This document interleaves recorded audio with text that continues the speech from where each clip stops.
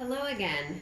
We are into our back series month here, and I've started you off with some foundational techniques in order to open up the back body, get some space and some mobility before we move into some strengthening work. This is another one of those stretching exercises that you can do in order to give your body some room and some space to work. It's a little bit of a warm-up, it gets the body moving, and then also allows the body to understand that we're breaking through that kind of top layer in order to access those deeper muscles.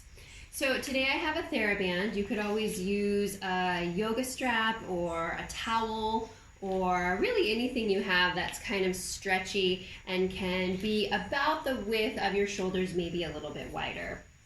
So what I'm going to do here is I'm just going to open my legs to about the width of the outside of my hip. So I'm not more in a narrow parallel, I'm in more of a wide parallel. And then I'm going to make sure that I'm standing really tall on my bones. So even though this seems like a simple exercise or a simple stretch, I want to put a lot of effort into how I'm doing the action, right?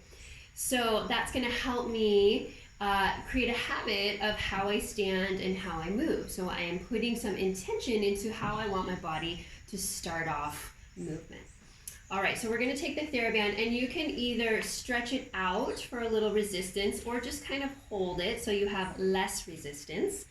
And I'm holding my abdominals up, my shoulders are down, and I'm going to take the Theraband and reach it above my head.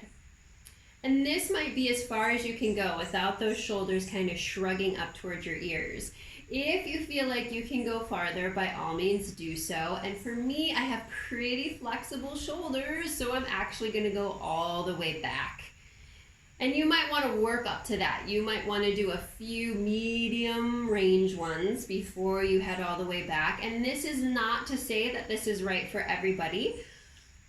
Everyone's going to have a different range of motion. The point is to get some stretch out of the front part of your body, the pecs, and the front chest, and to get the shoulder moving in its socket. And as I stretch up, right about here is where I want to put some effort and where I want to connect the idea of why we're doing this if we're going to be doing back work. So in this position, I have a lot of stretch going on through my whole side body here. And it's important that we understand and have that for back work, because in order to do back work, sometimes we have to lift our arms above our head if we're laying on our belly or if we're moving into an extension. We have to have some space on the side body for our arms to be able to move in the correct biomechanical way. And then we also have to make sure that our body knows how to do this motion correctly in order to do future movements correctly. So if I'm doing it like this, up and down, that means when I go to do a different exercise in order to engage my back, I'm going to do the same thing. This is not engaging my back. Well, maybe in some ways it is, but it's not optimal, right?